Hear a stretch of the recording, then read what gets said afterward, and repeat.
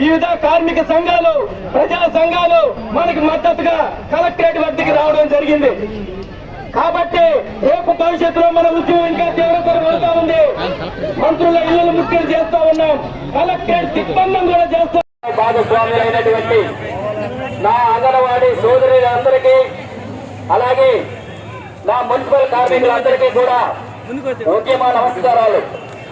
నేను అంగన్వాడీల గురించి ఒక మాట చెప్తాను. గతంలో ఆయన ప్రతిపక్ష నాయకుడిగా ఉన్నప్పుడు అంగన్వాడీ టీచర్లకు ఆ రోజు ప్రభుత్వ ఉపాధ్యాయుడిగా, ఎలిమెంటరీ స్కూల్లో ప్రభుత్వ ఉపాధ్యాయుడిగా పనిచేస్తున్న ఒక ఉపాధ్యాయుడు ఎంత బేసిక్ అయితే తీసుకుంటాడో అంతే బేసిక్ ని అంగన్వాడీ టీచర్లకు ఇస్తాను అని చెప్పి ఆ రోజు ఆయన వాగ్దానం చేశాడు. ఆ రోజు ఆయన వాగ్దానం చేసే నాటికి ఎలిమెంటరీ స్కూల్ ఉపాధ్యాయుడు బేసిక్ 26,000 ఉందంటే గత 5 సంవత్సరాల క్రితం మాట. మరి ఆ రోజే వాళ్ళకి ఎలిమెంటరీ స్కూల్ ఉపాధ్యాయుడు జీతం చెల్లిస్తారన్న మాట ఇప్పటికి 5 సంవత్సరాలు పూర్తవుతున్నా ఏమైందని చెప్పేసి నేను ఈ రోజు అడుగుతా ఉన్నాం. అదేవిధంగా ఈ రోజు ప్రభుత్వ పాఠశాలలు మనుగడ సాధిస్తున్నాయి అంటే అందుకు ఎందుకంటే అక్కడ వచ్చేటువంటి 3 సంవత్సరాల నుంచి 5 సంవత్సరాల దాకా విద్యార్థులు అక్కడ కొనసాగుతూ ఉన్నారు.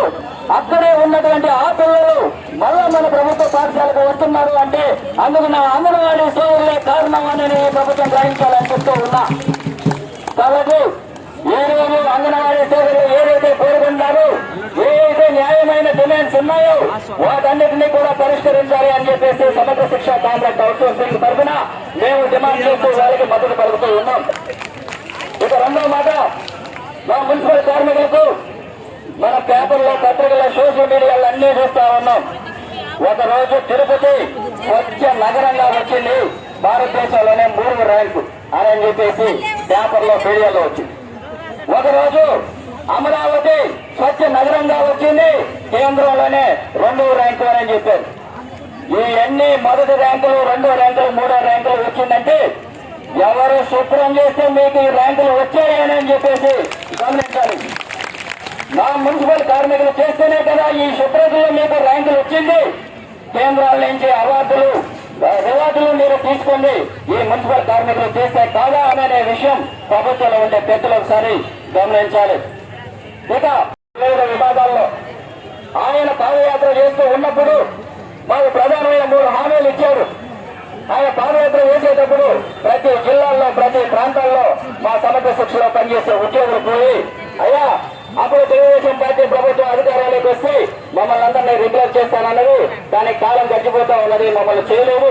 కనీసం మీరైనా కానీ మా కోరికల్లో, మా సమస్యలను పరిష్కరించండి అంటే ఆయన ఏం చెప్పాడంటే, దేవుడు ఆశీర్వదించి మన ప్రభుత్వం అధికారాలకు వస్తే ఈ సమగ్ర శిక్షలో పనిచేస్తున్న ఉద్యోగులందరినీ రెగ్యులర్ చేస్తారని చెప్పాడు. దేవుడు ఒక్కడే ఆశీర్వదిస్తే మీ ప్రభుత్వం వచ్చిందా? మనందరూ ఆశీర్వదిస్తే కాదా ఈ ప్రభుత్వం వచ్చింది?